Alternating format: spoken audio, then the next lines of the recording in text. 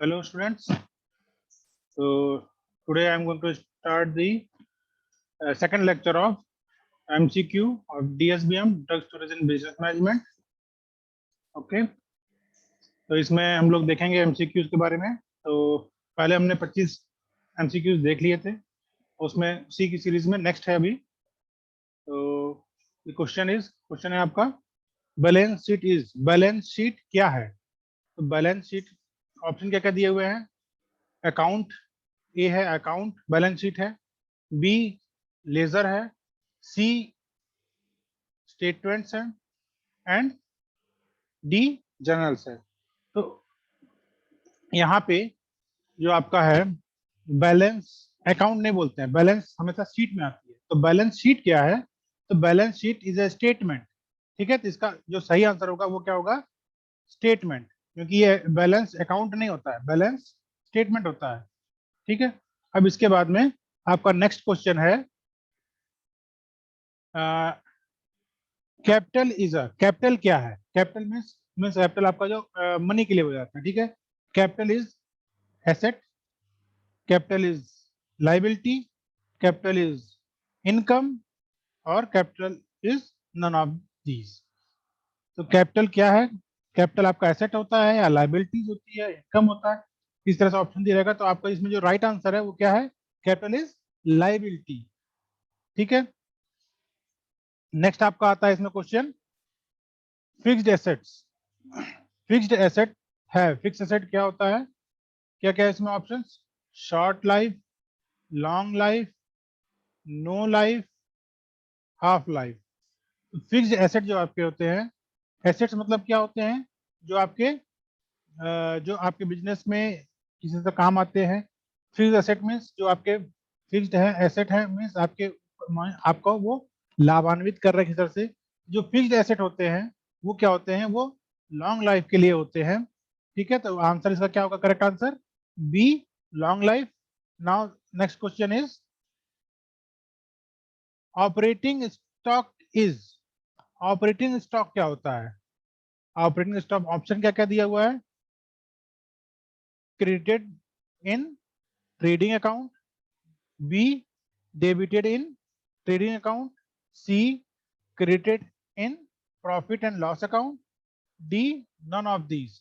तो opening stock आपका क्या होता है? ओपनिंग आपका स्टॉक, इसका जो राइट आंसर है वो क्या होगा?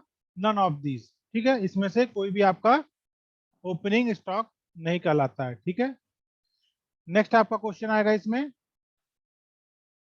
After the preparation of a laser.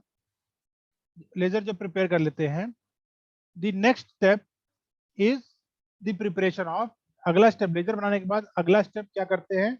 इसमें क्या क्या दिया ऑप्शन? ए कैश बुक, ठीक है, B trial balance, C profit and loss, D none of the above. तो जो आपका लेजर प्रिपेयर करते हैं, लेजर प्रिपेयर करने के बाद उसके नेक्स्ट स्टेप में क्या प्रिपेयर करते हैं? तो ये आपका ट्रायल बैलेंस प्रिपेयर करते हैं इसमें। ठीक है, इसका जो करेक्ट आंसर है वो बी ट्रायल बैलेंस। ठीक है, नेक्स्ट इसके बाद आता है trial balance is prepared on. Trial balance किस पे प्रिपेयर करते हैं? On starting of the year, end of the year, for the period of ending, for both A and B. तो इसको पहले समझेंगे ट्रायल बैलेंस कब होता है। Trial balance is prepare, trial balance हम कब प्रिपेयर करते हैं? ट्रायल बैलेंस हम स्टार्ट करते हैं, जिसका जो राइट आंसर है वो क्या है? B end of the year. जो आपका साल के अंत में इसको प्रिपेयर करते हैं। ठीक है, अब इसके बाद नेक्स्ट क्वेश्चन है आपका the preparation of the trial balance is for. जो ट्रायल बैलेंस प्रिपेयर करते हैं वो किसके लिए होता है? A help in locating error, B ascertaining the arithmetically accuracy of ledger account, C in obtaining a summary of ledger account, D all of the above। तो इसमें जो आपका ट्रायल बैलेंस है वो किसके लिए प्रिपेयर करते हैं? वो है D all of the above. ठीक है, मतलब कि आपका जो ट्रायल बैलेंस है वो किसके लिए प्रिपेयर करेंगे, तो जो भी आपके लोकेटिंग एरर्स एरर्स जो लोकेट करना उसके लिए करेंगे, जो आपका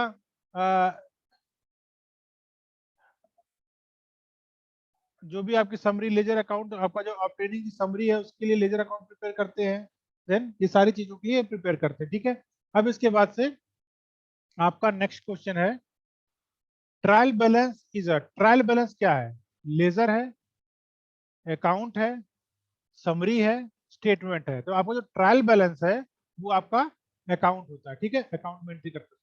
अब आपका नेक्स्ट क्वेश्चन जो है वो है methods of preparation of trial balance are, trial balance बनाने के लिए कौन कौन सा मेथड है। तो पहला इसमें क्या, ए क्या दिया ऑप्शन, टोटल मेथड, बी क्या है, बैलेंस मेथड, सी टोटल कम बैलेंस मेथड, और डी ऑल ऑफ दीज। ठीक है, तो इसमें जो आपका ऑप्शन है वो ऑल ऑफ दीज मीन्स जो आपका ट्रायल बैलेंस है वो किसके लिए है, टोटल मेथड बनाने के लिए भी होता है, बैलेंस शीट की में भी काम आता है, और टोटल कम बैलेंस मेथड के लिए भी होता है। ऑल ऑफ दिस का करेक्ट आंसर है, मीन्स ये आपके तीनों एबीसी के लिए इसके लिए है। ठीक है, अब इसके बाद आपका नेक्स्ट जो आता है question, posting on a credit side mean CR of an account is written as, credit side में जो एंट्री करते हैं वो किस तरह से लिखा जाता है, A to B being C by D none of these. अब देखिए इसको कैसे समझेंगे कि जो आपका क्रेडिट साइड है, क्रेडिट मीन्स दो होता है ना, डेबिट साइड क्रेडिट साइड। तो डेबिट साइड आपका होता है लेफ्ट हैंड साइड में और क्रेडिट साइड आपका होता है राइट हैंड साइड में। तो क्रेडिट साइड जो आपका डेबिट साइड है, डीआर जो बोलते हैं, डेबिट साइड जो आपका लेफ्ट हैंड साइड में है उसमें जब भी लिखते हैं तो टू लिखते हैं, और जब भी क्रेडिट साइड लिखते हैं तो उसमें बाई लिखते हैं। ठीक है, तो क्रेडिट साइड में जब भी लिखेंगे तो बाई लिखेंगे, तो इसका जो करेक्ट आंसर होगा क्या होगा, सी बाई। ओके, अब इसके बाद नेक्स्ट क्वेश्चन आपका आता है the column of ledger which links the entry with journal is, जो एंट्री जर्नल के लिए करते हैं वो क्या करते हैं, उसके ऑप्शन क्या है, A L F column, B J F column, C particulars column, D none of these.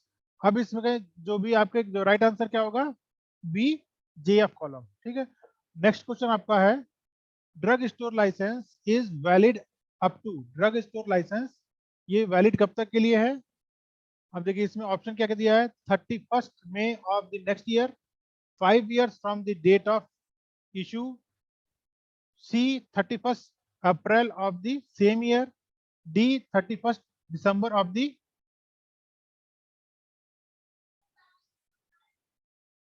आप कुछ देर वेट कर लीजिए, हाँ मीन्स 15-20 मिनट वेट कर लीजिए।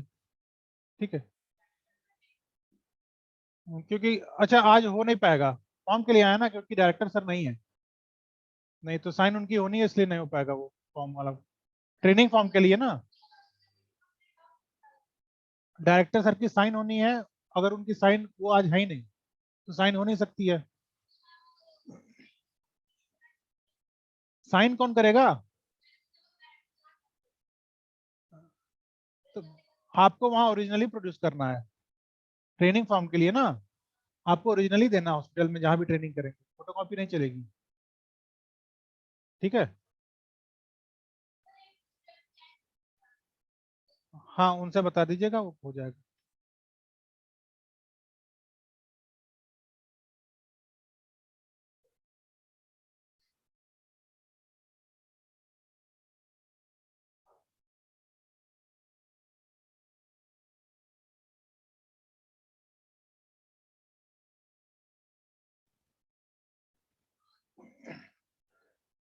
तो drug store licence is valid up to, कब तक के लिए वैलिड है ये drug store licence is valid up to, तो ये जो भी आपका ड्रग लाइसेंस इशू होता है for medical store drug store के लिए, वो हमेशा जिस डेट पे आपने इशू कराया है उससे 5 साल के लिए होता है। मीन्स मीन्स अगर आपने आज की डेट में इशू कराया तो 5 साल के बाद आपका 5 ईयर जिस दिन कंप्लीट होगा उस दिन आपका डेटा फ्रीडम रहेगा। ठीक है, तो इसमें जो करेक्ट आंसर होगा क्या होगा, B 5 years from the date of issuing.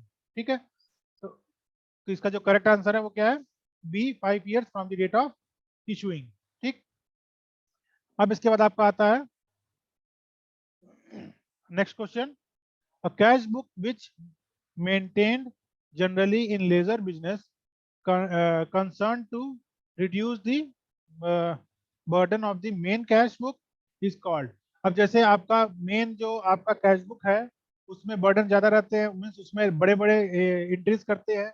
आपके बड़े बड़े एंट्रीज मतलब जैसे आपके जो बड़े बड़े खर्चे होते हैं, जो डिपॉजिट हो रहा है, जो उसमें से पैसा निकल रहे हैं, आप पेमेंट कर रहे हो, आपके पास पैसा आ रहा है, तो बड़े बड़े एंट्रीज होती है कैश बुक्स में। उसमें से छोटी जो एंट्रीज होती है उसको अलग करने के लिए जो कैश बुक बनाते हैं उसको बोलते हैं पेटी कैश बुक। ठीक है, तो इसका जो राइट आंसर होगा क्या होगा, पेटी cash book.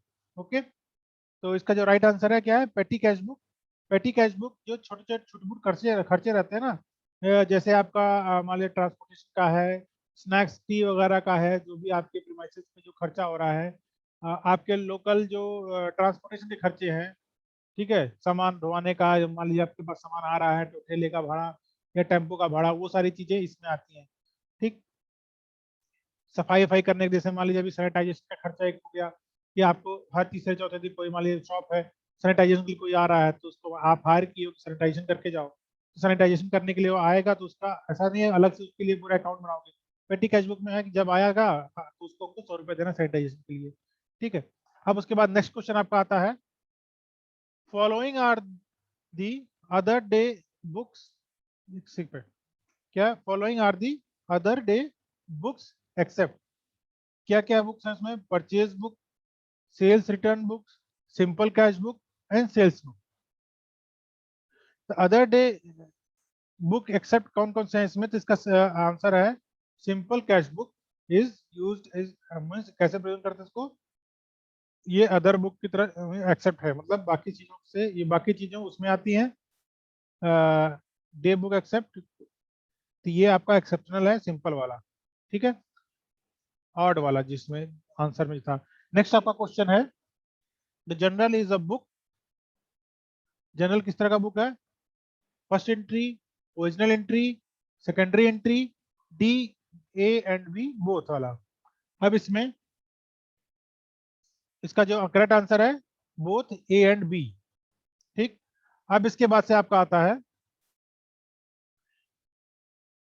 Debit what comes in and credit what goes out is the rule of which accounting.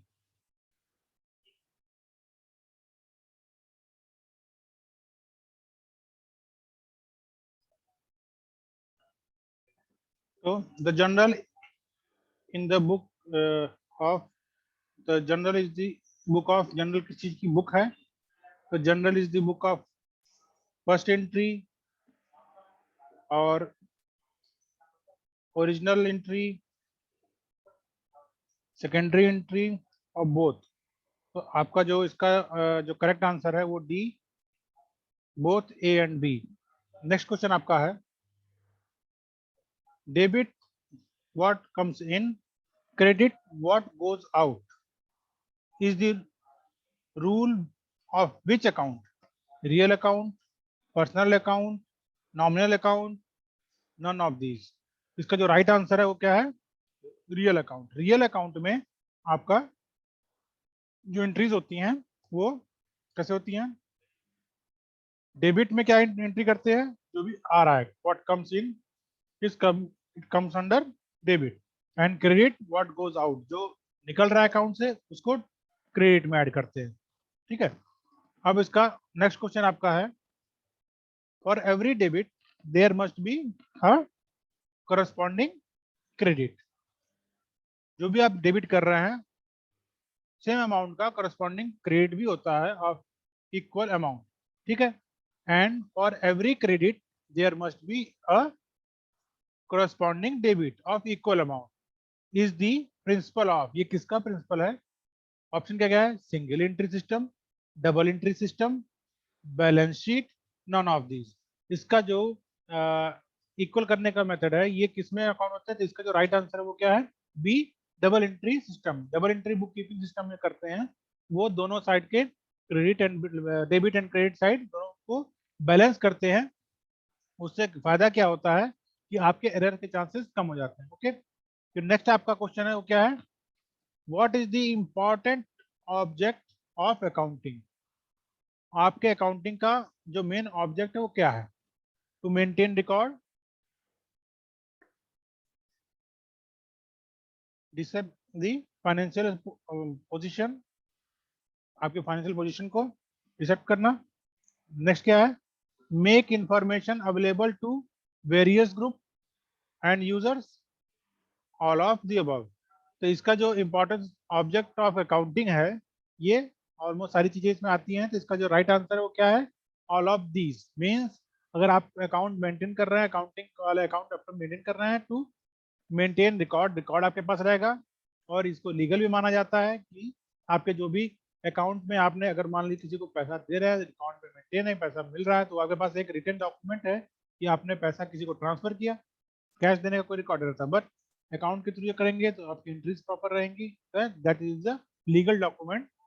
Okay, next आपका क्वेश्चन आता है, nominal account is classified under. Nominal account को किस में क्लासिफाई करते हैं, पर्सनल अकाउंट में, इम्पर्सनल अकाउंट में, नाइदर ऑफ द टू, मतलब ना पर्सनल है ना इम्परल है, इम्पर्सनल है, और D both A and B. तो इसका जो राइट आंसर है वो क्या है, इम्पर्सनल अकाउंट। ठीक है, तो आपका जो भी नॉमिनल अकाउंट है वो किसमें आता है, इम्पर्सनल अकाउंट। नेक्स्ट आपका क्वेश्चन आता है, capital account is classified under. Capital account किसमें क्लासिफाई करता है, पर्सनल अकाउंट में, रियल अकाउंट में, नॉमिनल, नन ऑफ दीज। तो इसका जो राइट आंसर है वो कौन सा है, पर्सनल अकाउंट। जो भी आपके कैपिटल अकाउंट्स होते हैं वो सारे किसमें, किसके अंडर में क्लासिफाई होते हैं, वो पर्सनल अकाउंट के अंडर में क्लासिफाई होते हैं। ठीक है, अब आपका नेक्स्ट क्वेश्चन क्या है इसमें, the year that begins from 1st of the January and ends on 31st of December is। 1 जनवरी शुरू होता है और 31 जनवरी दिसंबर को खत्म होता है। ये आपका कौन सा आपका ईयर है, ये आपका कैलेंडर ईयर है, जो जनवरी शुरू होता है दिसंबर तक खत्म होता है। फाइनेंशियल ईयर किसको कहते हैं, फाइनेंशियल ईयर आपका होता है जिसमें आपका फाइनेंशियल ईयर देखते हैं, फाइनेंशियल ईयर आपका स्टार्ट होता है 1 अप्रैल से और अगले साल के मार्च 31 तक। ठीक है, इसमें कंफ्यूज मत होइएगा, फाइनेंशियल ईयर कौन सा होता है, कैलेंडर ईयर। कैलेंडर ईयर आपका जनवरी से दिसंबर, फाइनेंशियल ईयर आपका शुरू होता है 1 अप्रैल से और 31 मार्च तक का। ठीक है, अब आपका नेक्स्ट क्वेश्चन है जिसका राइट आंसर क्या हो गया आपका, ए कैलेंडर ईयर। नेक्स्ट आपका क्वेश्चन है, life insurance corporation of India is an example of. LIC जो कॉर्पोरेशन है इंडिया की, LIC वाला, वो किसका एग्जाम्पल में आता है, nominal account, real account, representative personal account, और आर्टिफिशियल पर्सनल अकाउंट। तो ये जो आप समझ लीजिए कि जो आपका LIC का जो होता है कॉर्पोरेशन में जो एग्जाम्पल है, वो आपका किस में आता है, आर्टिफिशियल पर्सनल अकाउंट में आता है। ठीक है, इसका आंसर डी है, आर्टिफिशियल पर्सनल अकाउंट। ठीक है, अब उसमें नेक्स्ट जो आता है, following are tangible assets except. अब उसमें आपको हमने बताया था कि what are tangible, what are intangible. ठीक है, अब following are tangible assets except goods, buildings, machineries, goodwill. अब देखिए, पहले आप समझेंगे आपके एसेट्स मीन्स जो आपके बेनिफिशियरी हैं, जो आपके पास है। ठीक है, वो एसेट्स आपके होते हैं। लाइबिलिटीज जो आपके एक्सपेंडिचर्स हैं, खर्चे, उनको लाइबिलिटीज में करते हैं। अब दूसरा चीज आता है कि टेंजेबल क्या होता है, टेंजेबल और इनटेंजेबल। टेंजेबल ऐसे कुछ होते हैं जो आप देख सकते हैं, छू सकते हैं, ठीक है, और मनी वाइज वैल्यू होती है। इनटेंजेबल कौन से होते हैं, जो ना आप देख सकते हो ना छू सकते हो, लेकिन मनी वाइज उसकी वैल्यू होती है। ठीक है, तो इसमें ऑप्शन क्या क्या दिया है, गुड्स, सामान, आप देख सकते हो, छू सकते हो, पैसे में वैल्यू भी होगी। बिल्डिंग, पैसे में वैल्यू होगी, छू सकते हो, देख सकते हो।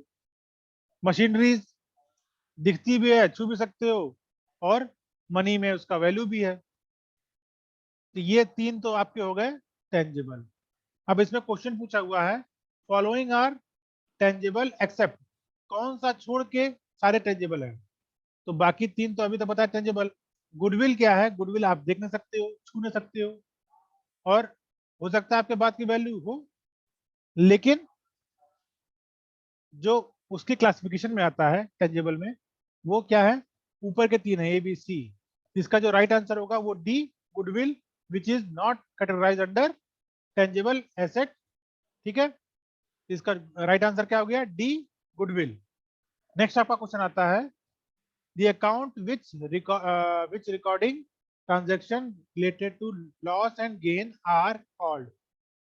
the account which record transactions, जो भी ट्रांजेक्शन रिकॉर्डिंग करते हैं related to loss and gain, are called, क्या कहलाते हैं? Real account, personal account, nominal account, और डी क्या है? Tangible account. तो इसका जो राइट आंसर है वो क्या है? Nominal account. Means C, nominal account, ये क्या हो गया?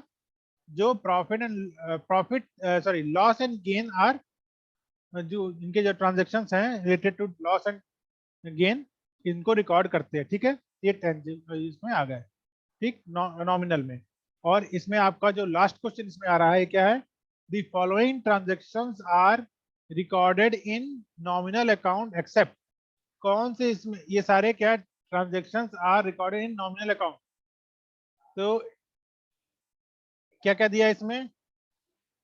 Interest, commissions, salaries, payments. तो जो भी अगर नॉमिनल अकाउंट की बात करेंगे, transactions are recorded in nominal account, तो इंटरेस्ट आपके नॉमिनल अकाउंट में जाता है, कमीशन भी आपके नॉमिनल में जाता है, सैलरीज भी आपके नॉमिनल में जाती है। लेकिन जो ऑप्शन डी दिया है ये आपके नॉमिनल अकाउंट में नहीं आता। तो इसका जो राइट आंसर होगा क्या होगा? D, balance. ओके, तो ये आपका आज हमारा ये सेकंड लेक्चर खत्म होता है, और रिमेनिंग हम लोग नेक्स्ट लेक्चर में स्टार्ट करेंगे। ठीक है, ओके, थैंक यू।